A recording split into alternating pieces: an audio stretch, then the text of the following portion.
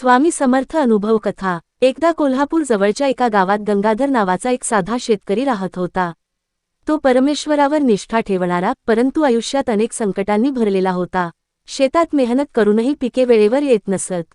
घरात आजारपण, कर्जबाजारीपणा आणि मनात नेहमी चिंता यामुळे तो खूप त्रस्त झाला होता। गंगाधर नेहमी म्हणायचा, देवा, आता तुझ्यावरच सोडले, माझं काही भाग्य बदलत नाहीये। त्याच्या एका नातलगाने त्याला सांगितले की अक्कलकोटला स्वामी समर्थ महाराजांचे समाधीस्थान आहे आणि तेथे जाऊन दर्शन घेतल्यास आयुष्य बदलते।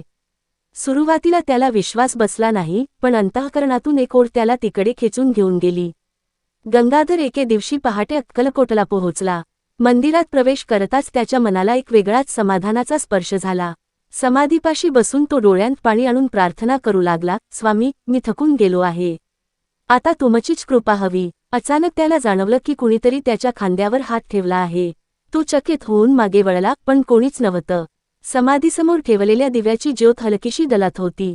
त्या क्षणी त्याच्या कानावर जणू स्वर आले, गंगाधरा, चिंता करू नकोस, मी तुझ्या मागे आहे, तुझं श्रम वाया जाणार नाही, तुझं पीक यंदा बहरणार। तो क्षण त्याच्यासाठी अविस्मरणीय होता। मंदिरातले इतर लोक आपापल्या प्रार्थनेत गुंतलेले होते, पण त्याला जाणवलं की स्वामी समर्थांनी थेट त्याच्याशी संवाद साधला। त्याचे डोळे पाणावले आणि मन हलके झाले। गावाला परतल्यावर गंगाधरनं पुन्हा नव्या उमेदीनं शेतात कामाला सुरुवात केली। आश्चर्य म्हणजे त्या वर्षी पीक इतके बहरले की कर्जही फिटले आणि घरात आनंदही नांदू लागला। त्याची पत्नी व मुलं देखील आजारपणातून पूर्णपणे बरे झाले। गंगाधरला पक्क पटलं की हे सगळं स्वामी समर्थांच्या कृपेनेच घडलं आहे।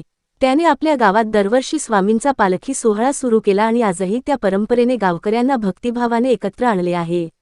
या अनुभवाने गंगाधरचं आयुष्य पूर्णपणे बदललं। तो नेहमी म्हणायचा, स्वामी समर्थ हे केवळ देव नसून संकटात हात धरून नेणारे आपले कुटुंबवत्सल आहेत। या कथेतून आपल्याला हे शिकायला मिळतं की श्रद्धा आणि सबुरी ठेवली तर स्वामी समर्थ नेहमी आपल्या पाठीशी उभे राहतात। संकट मोठी असली तरी स्वामींच्या कृपेने ती सहज दूर होतात। श्री स्वामी समर्थ।